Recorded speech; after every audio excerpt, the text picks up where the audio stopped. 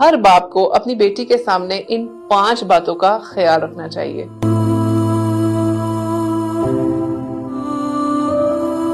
بیٹی کا پہلا ہیرو اس کا والد ہوتا ہے، لیکن اگر والد کچھ باتیں بیٹی کے سامنے ایسی کرے جو اس کی جذباتی اور اس کے نفسیاتی پہلو کو کمزور بنا دے تو ان باتوں کو ضرور ذہن میں رکھنا چاہیے۔ سب سے پہلی، اپنی بیوی سے سختی سے بات کرنا۔ اگر ہسبینڈ اپنی وائف سے کسی سختی یا بے ادب لہجے میں بات کرتے ہیں تو بیٹی یہ سیکھتی ہے کہ مرد عورت کی عزت نہیں کرتا۔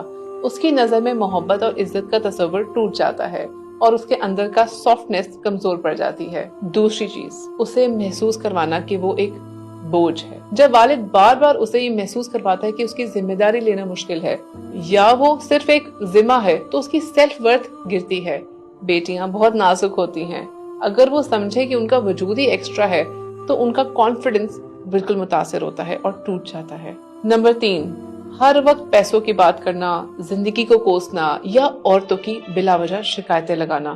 بیٹی کے سامنے پیسوں کا رونا، زندگی کی کمپلینز یا عورتوں کے خلاف نیگیٹیوٹی رکھنا اس کی سوچ کو ڈسٹورٹ کرتا ہے۔